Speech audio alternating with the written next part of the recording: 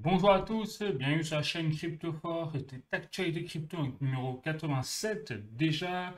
Donc aujourd'hui, on va parler donc des projets crypto en premier lieu. Comme d'habitude, on va parler du Bitcoin. On va aborder également un projet VeChain et aussi Ultra. Ça fait un petit moment que je n'ai pas fait le point sur Ultra et la crypto-monnaie UOS également. Donc il y a eu des nouveautés là pour juillet 2024. Donc c'est plutôt intéressant, on va voir, on va en parler. On va voir également l'actualité crypto plus générale, hein, comme d'habitude, et l'actualité économique. Et là aussi, c'est assez intéressant de voir ce qui se passe, surtout sur un plan géopolitique, outre l'aspect politique en France. Bon, voilà. Donc, on va en parler. On va faire le point, la mise à jour. On va parler également de l'or, bien évidemment. Bon, le pétrole, c'est vraiment la mise à jour des chiffres économiques pour voir un petit peu où on va, hein, au moins sur le court terme, si ce n'est le long terme, plus tard. Voilà. Je rappelle également que je suis un conseiller financier dans cette même mesure-là, que tout ce que j'ai dans cette vidéo, c'est à titre informatif, bien évidemment, que vous devez faire vos propres recherches. C'est très important parce que je n'ai pas, bien sûr, de boule de cristal et je n'ai pas la capacité de connaître l'avenir. Voilà, ce n'est que des analyses, interprétations, bien évidemment. Bon, bah, écoutez, une fois que ça c'est dit, hein, bah, c'est parti, si vous êtes chaud.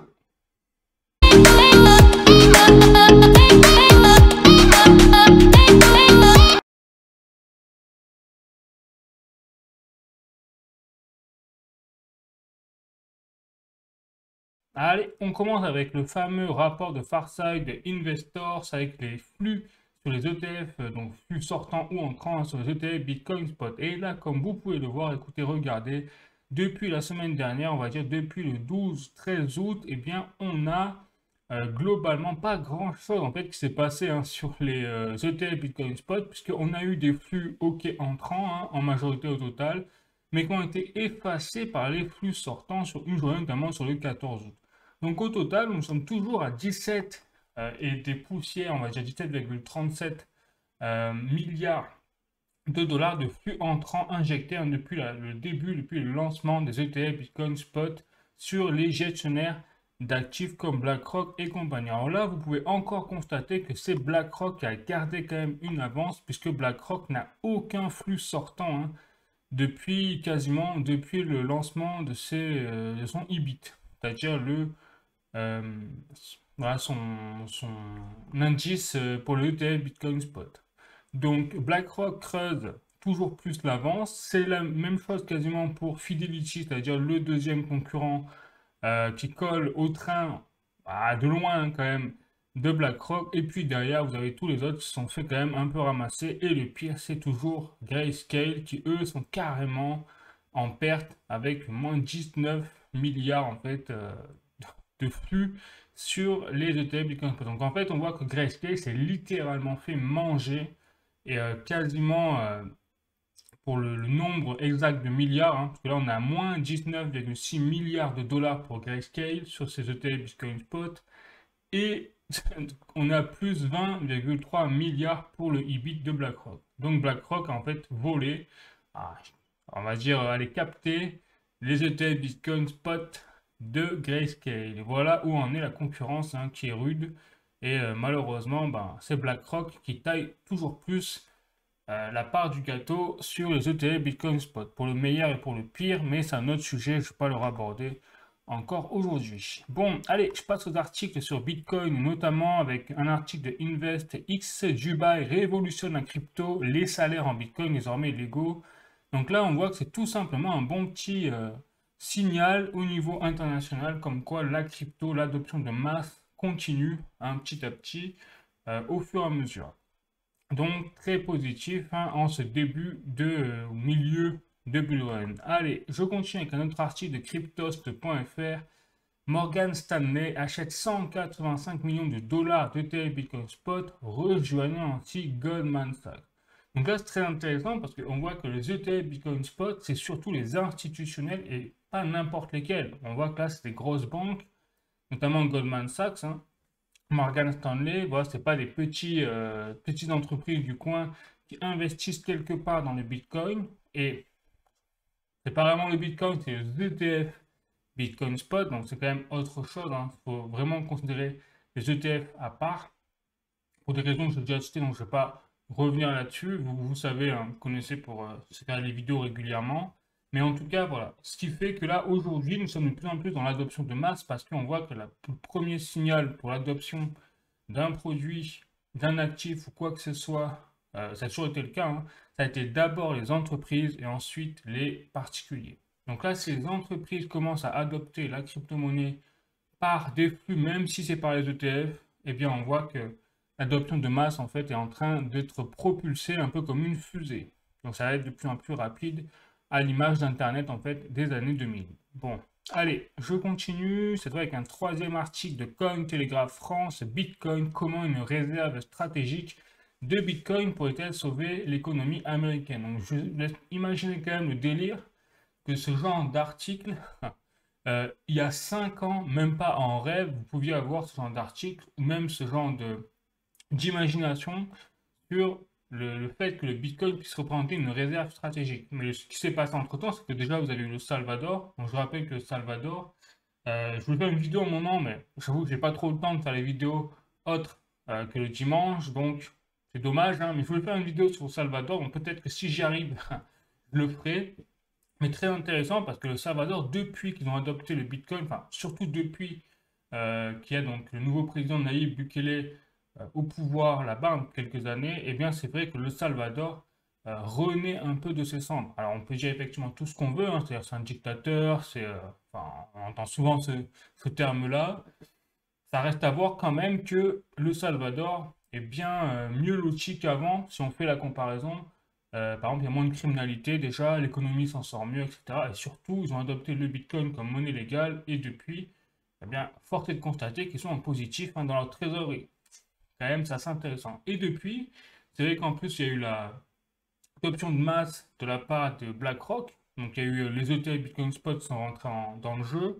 Et depuis, comme par hasard, on parle maintenant carrément de la part de sénateurs américains. Parce que là, c'est pas un article qui sort du chapeau comme ça pour imaginer qu'est-ce que ce serait une réserve stratégique de Bitcoin aux États-Unis. Non, c'est carrément une sénatrice américaine qui a proposé ou qui est en train de proposer ce qu'ils appellent le Bitcoin Act. Et donc, ce serait en fait la détention de 1 million de Bitcoin, il me semble, avec maximum, donc la capacité d'acheter du Bitcoin à hauteur de 200 000 Bitcoins par an, pour pas que non plus que ce soit vraiment un gros trou dans le budget américain. Et ça sur l'espace de quelques années, sur une durée déterminée. Et l'achat d'un Bitcoin, en fait, serait basé sur la détention de ce Bitcoin-là sur au moins 20 ans. Donc, pourquoi pas, j'ai envie de vous dire, mais voilà, le fait qu'aujourd'hui la politique américaine en soit à ce point-là, on voit d'ailleurs que un des enjeux majeurs dans le débat entre Kamala Harris et Trump aux États-Unis, il y a également la crypto au milieu. On l'a vu, hein, ça a été clair et net. Donc, on voit que là, on est vraiment dans un cadre où les crypto-monnaies prennent de plus en plus d'ampleur sur le poids, enfin, à la fois au niveau géopolitique, politique, mais surtout économique. Et c'est là où c'est intéressant quand même quand on voit l'évolution du monde. Bref, allez, je passe à la suite, c'est-à-dire au projet VeChain. Donc, on va commencer avec un petit tweet de Crypto News Flash. Donc, on voit ici un article qui fait référence en fait à la traçabilité qui est en train de mettre en place, en train de transformer le projet VeChain, la fondation VeChain, et ils font référence également aux applications, vous savez, les dApps X2Earn qui ont été mises en place sur la plateforme VBetterDAO. On en a déjà parlé, donc je ne vais pas revenir là-dessus. Mais donc, ils font référence en fait tout simplement à un marché où VeChain est en train d'approcher voilà, un marché de 16 trillions de dollars. Donc, ça se précise hein, effectivement, puisque là, on fait allusion tout simplement au marché du RWA, le Real World Asset. Donc là, encore une fois, un article qui va dans ce sens-là pour le RWA et pour VeChain. Ensuite, on continue. Donc là aussi, dans l'évolution de la traçabilité, la fondation VeChain a mis en place également un outil sur la plateforme VBetterDAO. Alors, je ne sais pas si c'est exactement la plateforme, enfin, c'est la fondation VeChain qui a mis en place, mais en tout cas, il y a un projet qui est sorti qui s'appelle vdelegate.vet qui permet tout simplement d'avoir, si vous voulez, les informations quasiment en temps réel des données sur les applications. Et par exemple, voilà, The Cleanify, c'est une application qui est située sur la plateforme VBetterDAO et donc qui permet de récompenser les utilisateurs en échange de bonnes actions écologiques dans la rue. Par exemple, si vous nettoyer un spot, un endroit, eh bien, vous êtes récompensé derrière en crypto-monnaie. Et donc, cette application-là, eh bien, grâce à bdelegate.vet, vous pourrez avoir les informations en temps réel, ce soit par exemple, les réductions de gaspillage de masse, la propreté des objets et surtout les actions récompensées. Voilà. Vous pourrez avoir, donc là, on est dans une nouvelle ère de la traçabilité, mais même on-chain, comme on appelle ça, sur la plateforme VBetter DAO. Hein. Donc, c'est tout à fait dans l'esprit de la fondation VeChain et de la plateforme VBetter DAO, forcément. Allez, je continue cette fois plus au niveau marketing. Donc là, sur Bitpanda, c'est vrai qu'il y a eu un concours, si vous voulez, avec toutes les plus grosses cryptos, on va dire les plus éminentes et les plus connues. Et donc, en fait, c'est VeChain qui a gagné quelque part le Bitpanda Crypto Cup face à Ethereum et qui a même battu, en fait, Bitcoin, comme vous pouvez le voir ici. Alors après, c'est vrai que c'est sur Bitpanda, donc c'est quand même pas révélateur à l'échelle géopolitique, à l'échelle mondiale, mais quand même, c'est assez intéressant de voir que VeChain est arrivé en première position. Et c'est, quand on regarde les données statistiques, c'est quand même, je dis où il se passe quelque chose sur VeChain, dans le sens où vous voyez, nous sommes déjà quasiment à 4 millions de portefeuilles d'adresses qui ont quelque part créé une adresse VeChain. Donc c'est quand même assez colossal, surtout que la dernière fois que j'avais mis à jour ce chiffre, nous étions encore à 3 600 000 ou voire 500 000. C'était il y a, en fait, en mois, c'est ça, vous voyez, en juillet 2024, nous étions à 3 647 000 portefeuilles connus. Donc là, on a fait péter les compteurs. Je ne sais pas ce qui s'est passé, hein, clairement. On a tout simplement fait péter les compteurs en un mois. 400 000 adresses, on voit, il y a une montée là, une montada assez phénoménale. Donc, il est évident qu'on va faire péter le palier des 4 millions. Et on voit quand même que là, en seulement un an, hein, on voit que c'est de plus en plus rapide. C'est-à-dire que là, en octobre 2023, nous étions à 2 246 000 adresses. Et depuis, vous voyez, on a quasiment doublé hein, le nombre d'adresses, mais en moins d'un an, en fait. Octobre 2023, donc en moins d'un an, on a fait péter les compteurs. Donc, on voit que c'est presque, je dirais pas exponentiel, on ne peut pas en parler encore d'exponentialité, mais pas loin, on voit que ça s'accélère quand même. Donc, il se passe quelque chose. Et je pense que ça, c'est la plateforme VBetter DAO, c'est les hackathons avec le développement des projets et tout, des dApps, qui commencent à porter ses fruits sur VeChain. Alors après, c'est vrai que au niveau des prix, clairement, c'est pas révélateur, hein, je vous le cache pas. Mais moi, je vous dis, je me base toujours sur les fondamentaux d'un projet. Et après, c'est sur le long terme, on est normalement récompensé. Alors après, on verra hein, pour les prix. Mais c'est vrai que ça n'engage pas de réjouissance quand on voit qu'il y a un contraste entre ce qui se passe sur le terrain au niveau des projets du VeChain et les prix derrière qui sont explosés. Voilà, mais bon, ça c'est le jeu, bien évidemment. Et comme je vous l'ai dit, moi je reste convaincu d'abord de l'importance du projet en réel, hein, de l'équipe derrière le projet, de ce genre de statistiques, et derrière, ensuite, normalement, les prix suivent. Voilà, donc après, est-ce que ce sera dans 6 mois, un an, avec le bull run et tout, ça, bien évidemment, personne ne peut le dire.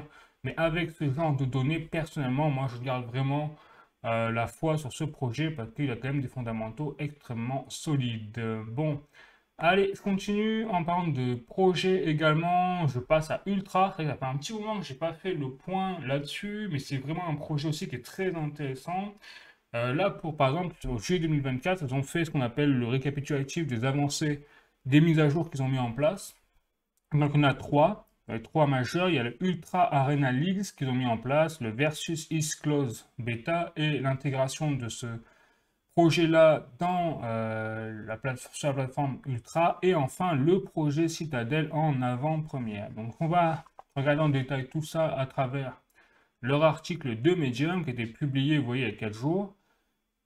Donc, la première chose, c'est tout simplement la collaboration vous voyez, avec Magic Craft pour tout ce qui est l'intégration du Ultra Arena et des ligues Ultra Arena. Donc là, on passe à un niveau supérieur dans le e-sport parce que à la base, c'est vrai qu'il y avait des petits tournois qui étaient organisés sur la plateforme Ultra Arena, hein, au sein de la plateforme Ultra, souvenez-vous.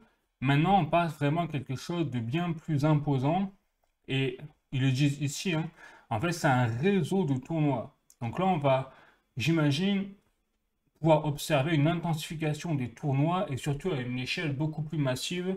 En tout cas, bah, de toute façon, c'était leur objectif de base. Donc, ça y est, apparemment, grâce à cette nouvelle collaboration, ils vont pouvoir mettre en place le e-sport avec la technologie blockchain et mettre en place tout cela à un niveau de standard dans l'industrie. C'est écrit noir sur blanc, hein, je vous cache rien. Voilà, et d'ailleurs, avec genre, de nouveaux partenaires avec Magic Craft, eh bien, cette entreprise, hein, ce collaborateur, mettra en place en fait le host, c'est-à-dire sera le hôte pour et l'organisateur pour le Ultra Arena en version bêta au niveau ligue, avec quand même un prix de 3000 $. Donc effectivement, là on est plus sur les 200-300 $, on a multiplié par 10 déjà les récompenses, donc on imagine que ça commence à rentrer dans le lourd. Donc tout ça, au niveau des qualifications amateurs, eh bien ça commencera au 16 août. Donc si vous êtes intéressé, pourquoi pas, hein. Vous pourrez aller voir sur la plateforme Ultra, il y aura plus de détails. Ensuite, deuxième point, c'est l'intégration du lancement en bêta de la version Versus X, comme on peut voir ici. Alors qu'est-ce que c'est le Versus X? Ouais, c'est une bonne question.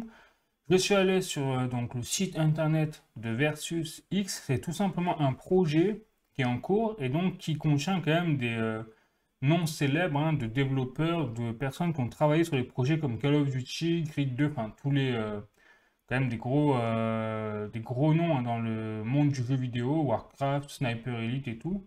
Et donc ils sont en train tout simplement de développer des jeux, mais en lien avec le sport et à un niveau quand même de réalité supérieure. Voilà, donc là ils ont commencé par le golf, ils ont commencé par, vous voyez, là, vous avez les images ici, le billard, pourquoi pas, et là ils vont arriver au karting. Donc regardez, vous aurez la possibilité de jouer au karting et tout cela bien sûr en version donc réaliste, ils le mettent ici, et surtout contre des joueurs ou contre même pas forcément. Là vous voyez, pareil, le golf, c'est quand même quelque chose d'assez réaliste, hein, qui se passe et d'extrêmement précis, comme on semble le voir. Donc ça, pareil, c'est en train d'être intégré en version bêta sur la plateforme, donc je reviens à l'article, Ultra. Donc on voit que là, Ultra quand même commence à prendre de l'ampleur, hein, et à capter de plus en plus de talents, de jeux également, et de projets en lien avec le jeu vidéo. Donc là, Ultra, je trouve qu'ils sont bien positionnés également pour faire partie des leaders, hein, c'est confirmé, dans le monde du Web 3.0 au niveau du gaming. Donc ça se confirme. Et ensuite, dernière annonce là, pour juillet, hein, donc ça c'est que juillet, c'est vrai que j'ai pas pris les précédents mois, mais c'est moins important on va dire en tant que nouvelle.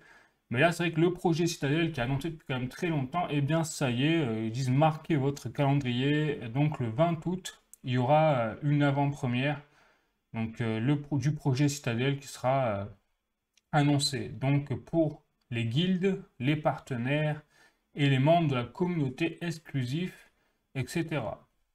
Donc voilà, vous pouvez là aussi, au 20 août à 16h.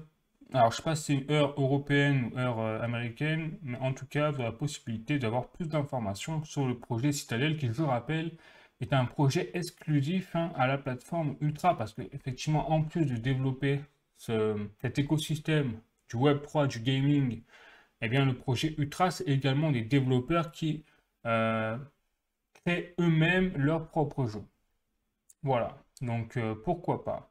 Donc ça, c'est les nouveautés pour le projet Ultra. Je vais pas aller plus loin là-dessus. Je vais passer directement maintenant rapidement aux actualités crypto plus générales. Il n'y a pas forcément de nouvelles tranchantes là pour le XRP Ripple, ni pour VV Digital Collectible. C'est toujours un dynamique de drop. Donc VV Digital Collectible d'ailleurs, ça me méfie un petit peu des statistiques là parce que ça commence à être en perte de vitesse. Donc je vous confirmerai ça dès que j'ai les chiffres par la plateforme VV Digital Collectibles, au niveau des statistiques, voir un peu, enfin, avoir un peu de recul. Je vous ferai le point dans les semaines qui viennent pour vous dire où ça en est, si c'est inquiétant ou pas, si on passe du carton jaune au carton rouge, enfin bref, voilà, donc à voir.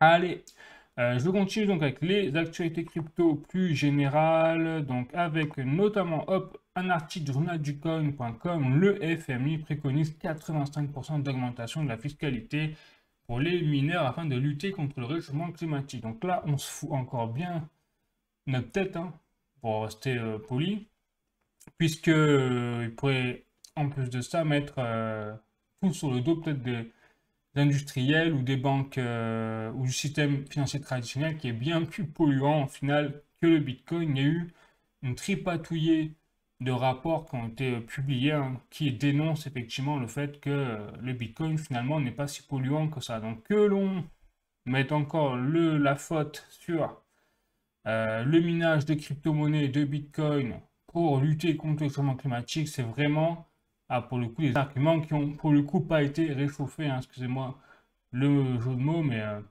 ça tombe vraiment bien. Et en plus, réchauffement climatique, on voit encore une fois qu'avec leur taxe carbone, on les attend au tournant, hein, pour s'en prendre encore une saucée de taxes carbone et tout le tralala pour nous plonger toujours plus dans la peur, bien évidemment.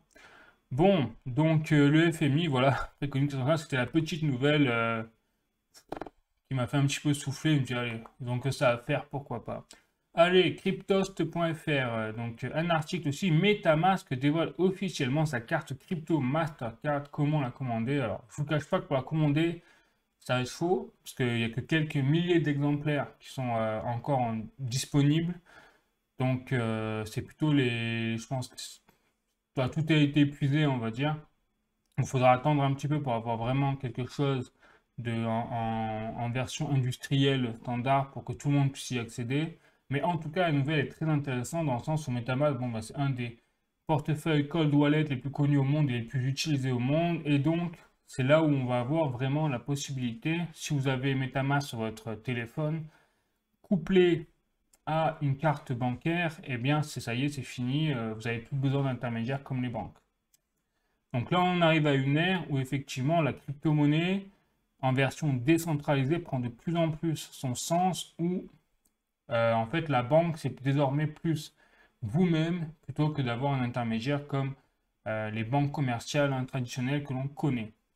Voilà, et donc c'est là aussi pourquoi pas le secret de l'adoption de masse qui manquait encore, parce que c'est vrai que c'était quand même pas simple d'utiliser les crypto-monnaies quand on devait passer par des plateformes exchange comme Binance, FTX, notamment, qui d'ailleurs sont sous les feux des projecteurs, hein. FTX, bon, a coulé, bien évidemment. Donc la confiance, bon, bah voilà. Et Binance est aussi dans la tempête, là.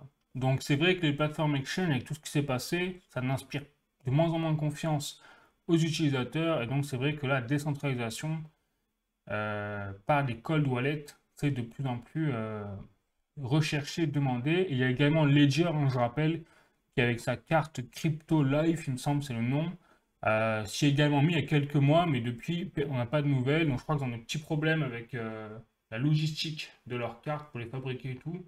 Mais le délire est exactement le même. Bon, allez, je continue. Donc, ça, c'est une bonne nouvelle, bien évidemment. Avec, c'est un article de Cointelegraph France. Donc, crypto, les bons du trésor US tokenisés visent les 3 milliards d'ici fin 2024. Donc là, c'est la preuve que nous sommes bel et bien dans un narratif du RWA, c'est-à-dire du Real World Asset, avec la tokenisation des actifs, puisque c'est les bons du trésor US, donc américains eux-mêmes, où on voit la montée en fait fulgurante, clairement, des fonds qui sont injectés dans cette tokenisation des actifs. Donc pour vous rappeler la chose, pour vous donner un ordre de grandeur, en janvier 2023, il y avait 0 $ injecté dans les bons du trésor américain sous forme de tokenisation. Aujourd'hui, en août 2024, nous sommes à peu près nous avons dépassé les 2 milliards de dollars. En un an et demi, les bons du trésor US tokenisés ont attiré en fait 2 milliards de dollars. Pour vous donner un ordre de grandeur, donc là on table sur les 3 milliards de dollars forcément à cette vitesse-là d'ici fin 2024. Et bien évidemment, ça va continuer dans les années à venir. Donc on voit bien que là, nous sommes au tout début d'un narratif, RWA, et qui est extrêmement attractif, hein, pour diverses raisons, pour l'efficacité, pour avoir moins de frais de transaction, enfin voilà. Donc là, on voit que la blockchain, en fait, fait son arrivée fracassante, son entrée fracassante sur la finance traditionnelle est en train, parce que quand on dit bons du trésor US tokenisés, ça veut tout simplement dire que les bons du trésor sont inscrits sur la blockchain. Alors, autrement dit, pas compliqué. Donc la blockchain est en train de révolutionner en fait tout simplement tous les secteurs de la finance traditionnelle et pas que. Également l'industrie, la logistique, c'est le fondamental même par exemple du projet VeChain, hein, je rappelle. En plus de lutter contre la contrefaçon, c'est d'assurer la traçabilité des données au sein de l'entreprise également. C'était même un des premiers objectifs de la fondation VeChain. Voilà. Donc ça aussi, bonne nouvelle, hein. Je vois bien que là, le prochain bullrun, si vous êtes bien positionné sur les narratifs RWA, pas forcément VeChain, mais également d'autres, il y a Ondo, notamment, alors il faut aussi que je fasse une vidéo, mais bon, vous avez compris, pas forcément le temps. Mais voilà. Donc c'est des choses à vraiment retenir pour la suite du bullrun. Bon, allez, je vais passer désormais, bien évidemment, aux actualités économiques plus générales. Donc là aussi, il y a des choses intéressantes à dire et non pas des moindres, c'est de latribune.fr. Donc souvenez-vous, il y a un an, j'avais fait une vidéo sur la Russie régulièrement, hein, niveau géopolitique, où je dénonçais un petit peu les sanctions qu'on a pris nous, l'Union européenne, contre la Russie, qui sont retournées contre nous. Et j'avais parlé également du gazoduc. On disait que c'était possible, enfin, probable, que c'était l'Ukraine qui avait mis son grain de sel là-dedans, voire les États-Unis. Et là, comme par hasard, un an plus tard, vous voyez, le 15 août 2024, la tribune.fr, l'Ukraine responsable du sabotage du gazoduc russe Nord Stream d'après le Wall Street Journal. Alors qu'à l'époque, on n'arrêtait surtout pas, c'était pas l'Ukraine, c'était pas les États-Unis, c'était la Russie, les méchants, comme d'hab, hein, de toute façon. Donc voilà. Donc le sabotage du gazoduc Nord Stream en 2022 a été validé au plus haut niveau à Kiev, affirme Wall Street Journal, carrément. Y compris au départ par le président ukrainien, carrément. Là on joue plus au même niveau, là. C'est carrément le Zelensky qui aurait validé, pourquoi pas, programmé cet attentat contre ses alliés. Là, quand même, faut le faire. Voilà. Mais ensuite, il aurait changé d'avis, mais trop tard, par exemple. Là, on se souvient encore notre poire, hein, clairement. Donc, super, et en attendant, on a donné nos impôts, nous, notre propre argent citoyen français, à l'Ukraine, qui nous ont en retour trahis, hein, en sabotant carrément. Je rappelle que la France avait des intérêts, on avait mis des milliards, hein, dans ce gazoduc. Et les plus gros dindons de la farce là-dedans, c'est bien sûr les Allemands, qui eux avaient les plus gros contrats sur le gazoduc. Donc, voilà où on en est dans l'hypocrisie, clairement assez féroce, hein, là-dedans. Ensuite, autre nouvelle, mais avant de passer à ça, je vais vous montrer, tac, voilà, un petit article, hop. Toujours, hein, sur l'aspect géopolitique Russie, enfin, dans le conflit, dans le cadre de la guerre Russie-Ukraine. Donc là, j'ai un tweet de Moni Radar.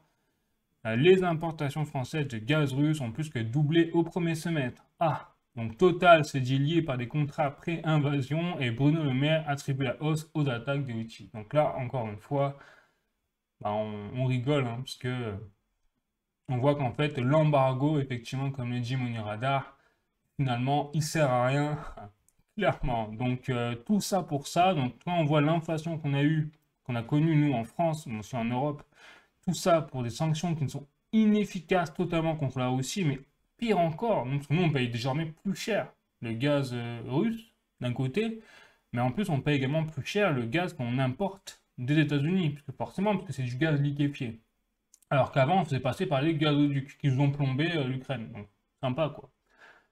Voilà dans le monde dans lequel nous vivons, donc on voit bien que, je me permets d'aller un petit peu plus loin dans l'analyse, que nous, la France, l'Europe, hein, nous avons été trahis clairement par nos politiques. C'est de la trahison à ce niveau-là.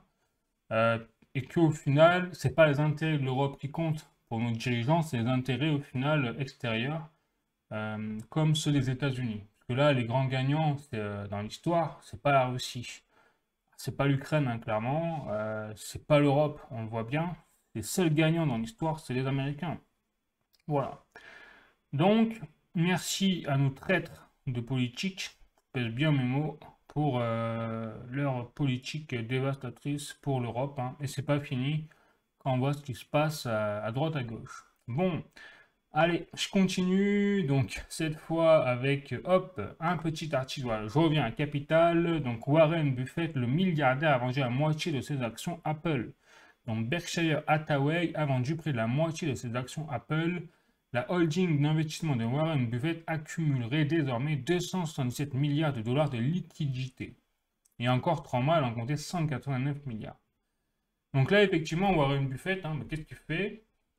Déjà, il prend ses profits, mais qu'est-ce que ça veut dire aussi? Ça veut dire que Warren Buffett parie peut-être, alors après on n'est pas en sa tête, hein, mais parierait peut-être sur un futur crash plus ou moins intense, hein, bien évidemment. Là non plus, on ne peut pas avoir de boule de cristal, lui-même comme nous. Mais bon, Warren Buffett, c'est quand même un des investisseurs les plus compétents au monde, hein, on va dire ce qui est. Sa fortune en parle pour lui-même, fait sa propre pub. Donc, lui, s'il décide de prendre ce genre d'initiative, c'est qu'il ne prévoit pas euh, un bel avenir dans le court terme pour les actions boursières. Parce que je rappelle que Apple, c'est quand même un des actifs qui a le mieux résisté, qui a le mieux performé, hein, sur la dernière décennie et qui a le mieux résisté aux dernières corrections de ces derniers mois. Là, je rappelle que le marché des actions boursières est en pleine correction, hein, on l'a vu d'ailleurs avec le récent petit crash qu'on a eu la semaine dernière. Bon, donc pour que Warren Buffett quand même vende ses actions Apple, quoi qu'on puisse bien nous dire, hein, quoi qu'il puisse lui-même dire pour assurer le reste, lui il a quand même vendu ses actions. Donc attention, si vous avez des actions boursières, vous feriez bien quand même de réviser votre stratégie boursière en fonction de ces genres d'événements. Pourquoi pas hein, prendre des profits si vous pouvez. Voilà. Après, moi je vous le dis, de toute façon, personnellement, je n'ai rien en action boursière parce que je suis convaincu qu'on a l'aube d'un crash boursier à l'instar de la Grande Dépression de 1929 et ce sera pire encore parce que là on ne joue pas sur le même montant. Voilà. Après, je peux me tromper. Voilà, je vous le dis, je peux me tromper. Mais quand je vois ce genre de nouvelles, je me dis quand même, c'est. Voilà, il y a des signaux, quoi. Il y a des signaux. Bon, allez, je continue cette fois avec, bon, j'ai refait le récapitulatif de tous les actifs, par exemple, alors, quand je dis actifs, là, par exemple, je fais le point sur la relation entre l'euro et le dollar. Donc, regardez, je suis sur boursorama.com. Donc, sur 10 ans, on a, voilà, la relation entre l'euro et le dollar. La bonne nouvelle, c'est, vous voyez, sur un mois, eh bien, l'euro est remonté par rapport au dollar. Donc ça, c'est une bonne nouvelle. Donc on voit bien que sur 10 ans, alors on a pris cher, hein, sur 10 ans, c'est clair, hein, on a moins 17%, mais il y a un moment, nous étions à moins 21%. Donc là, la bonne nouvelle, c'est que vous voyez, sur un an, l'euro a pris 1,35% par rapport au dollar et 2,24% en 6 mois. Donc là, on voit que l'euro est en train de remonter un petit peu, hein, de reperformer par rapport au dollar. Bon, ben, c'est une bonne nouvelle, franchement, j'ai envie de vous la partager. Ça va. C'est contre. Enfin, c'est pas du tout ce que personnellement je m'attendais pas, hein. Je me dis c'est une bonne nouvelle, tant mieux, pour que je vous la partage. Après, est-ce que ça va durer? Voilà, là c'est la grande question. Donc, je vous invite à voir par exemple une vidéo de Marc Toiti, l'économiste, qui a son avis tranché là-dessus, et qui lui ne parie pas du tout hein, sur une continuité de la hausse de l'euro. Là, ce serait pour lui que du court terme, et après, bien sûr, ce sera le badaboum hein, direct. À cause justement de la situation, notamment en France, mais également géopolitique européenne, où justement, comme on a été trahi quelque part par nos dirigeants au profit de Washington, eh bien, du coup, tous nos intérêts économiques européens, et donc l'euro, hein, va souffrir de ce genre de politique, et on va avoir les résultats, donc le mur, hein, quelque part, qui va nous venir à la figure dans pas longtemps. Après, pas longtemps, est-ce que c'est des mois, est-ce que c'est des années? Là, encore une fois, personne n'a de boule de cristal. Mais en tout cas, là, sur le court terme, franchement, c'est une bonne nouvelle. On remonte un peu, donc ça veut dire que l'euro résiste et l'Europe résiste au niveau économique. Alors, autre point où quand même, là, c'est assez, enfin, c'est révélateur sur ce qu'on vit et c'est historique également, c'est le cours de l'or qui, lui, a dépassé son précédent ATH. Donc là, ça y est, officiellement, hein, l'or a atteint un record historique, donc jamais atteint, et en plus par rapport à l'euro qui lui-même a monté. Vous avez vu, l'euro a monté par rapport au dollar, et donc l'or, là, comme compare en euros, ça veut dire qu'il a pris de la valeur encore par rapport à l'euro. Donc là, donc ça veut dire simplement que les investisseurs, là, de plus en plus, sont en train de vendre les monnaies fiat, les actifs, pour se réfugier dans l'or. Les banques centrales se réfugient dans l'or et vendent en masse du dollar.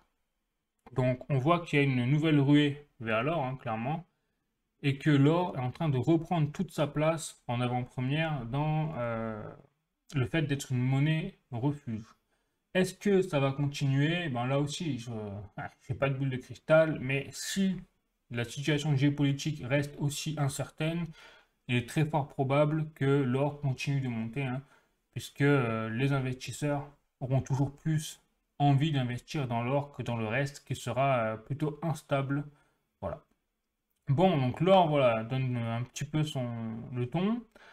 Le pétrole, lui, c'est une bonne nouvelle, il est en baisse également, vous voyez, autour, enfin, en baisse, il range en fait, hein, autour des 80 $, clairement un peu plus, un peu moins, mais globalement, vous voyez, il est à la baisse sur quelques temps. Alors là, sur une journée, je vais prendre 3 mois, bon voilà, sur 3 mois, il est en baisse, c'est une bonne nouvelle, vous voyez, sur 6 mois, pareil, donc ce que je rappelle, sur 6 mois, il avait atteint quand même les 92 $, sur un an, vous voyez, pareil, bien, sur 5 ans, de même, alors sur 5 ans, c'est vrai qu'on a eu bon, des barils de pétrole qui étaient bien moins chers, notamment à la période Covid, mais après, bon, ça a pété normal avec l'invasion Russie-Ukraine, le baril de pétrole explosé. Et par contre, là où c'est inquiétant, c'est effectivement quand on fait le dézoom sur depuis 1950, là, clairement, on comprend qu'il y a quelque chose qui se passe sur le pétrole. Mais bon, pour l'instant, le pétrole, lui, est en baisse, donc on devrait logiquement avoir une inflation qui va être stabilisée vis-à-vis du pétrole.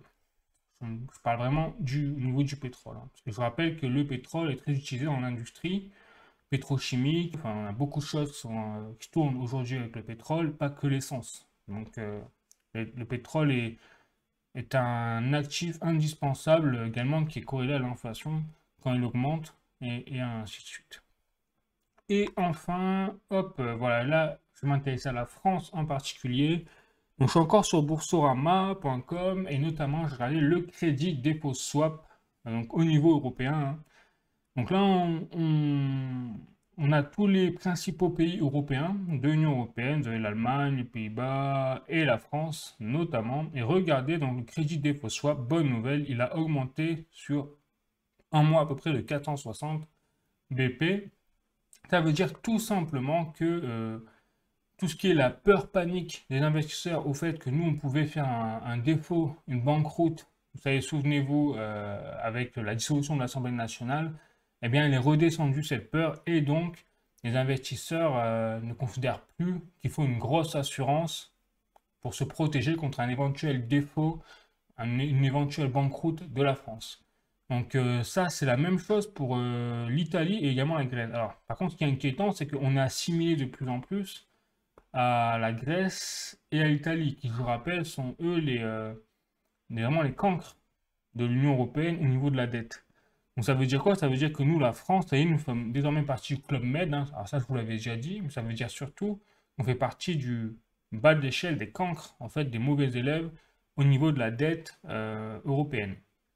Voilà, donc là, la France, officiellement, hein, nous avons atteint le niveau, et par les investisseurs, vous voyez, étrangers, nous sommes considérés catalogués au même niveau que l'Italie et la Grèce. Donc ça, par contre, c'est inquiétant, parce que l'Italie et la Grèce, c'était vraiment les bonnes poires, hein, toujours, depuis toujours, au niveau économique. Et là, voilà, ça, c'est pas une bonne nouvelle, par contre. Bon. Mais au moins, le crédit des faux swaps est en train de remonter.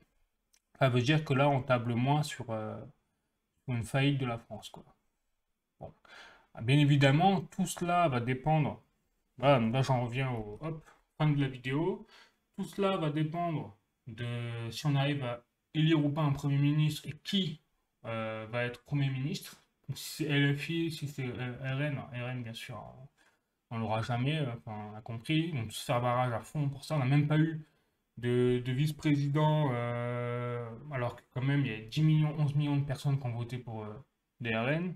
Donc si on est capable de ne pas mettre de vice-président à l'Assemblée nationale RN, il n'y aura jamais de Premier ministre RN. Mais bon, quoi qu'il en soit, de toute façon, c'est toujours pareil. Personnellement, je suis devenu apolitique, hein, je vous l'ai dit. J'y crois plus à la politique. Je pense que c'est tous des traîtres. Voilà, mais donc on arrive à un point où la politique est en train de couler, en fait, tout simplement la France, hein, et l'Europe. Bon. Donc, tout ça va évoluer forcément dans les mois qui viennent. Ça va dépendre de la situation géopolitique, politique de la France vis-à-vis de fera le point sur l'économie. Mais on sent quand même qu'on est sur une corde là. Enfin, je sais pas vous, mais on sent quand même qu'on est sur une ligne rouge et qu'il suffit de perdre l'équilibre là pour tomber, quoi. Et il suffit de pas grand-chose pour mettre le feu aux poudres au niveau économique et même au niveau géopolitique. Voilà, vous apprend rien, quoi. Bon, bah écoutez, sur ce sera tout pour aujourd'hui. Donc je rappelle que les solutions, hein, bien évidemment, bah, c'est pas compliqué. Vous avez vu l'or, l'argent. L'or d'ailleurs a atteint un record. Donc plus c'est le bazar, pour dire, et plus l'or monte, clairement. Ensuite, vous avez en deuxième position sur la liste, pourquoi pas le Bitcoin, donc les crypto-monnaies, que le Bitcoin après ça reste volatile, et puis surtout c'est soumis quand même à Internet. Donc si demain on a une cyberattaque, on n'a plus Internet, eh bien le Bitcoin on n'en aura plus, hein, clairement. Donc c'est dommage. Donc c'est pour ça l'or, l'argent, le Bitcoin pour diversifier et avoir quand même la possibilité d'avoir une carte bancaire, quelque chose de numérique, ce qu'on n'offre pas, bien sûr, l'or. Compliqué de payer sa baguette de pain avec une pépite en or, hein, bien évidemment. Donc le Bitcoin là-dessus, c'est pas mal pour payer en numérique. Et puis derrière, vous avez peut-être l'immobilier, mais si vous avez du cash. Parce que l'immobilier, là, on voit que ça continue de chuter.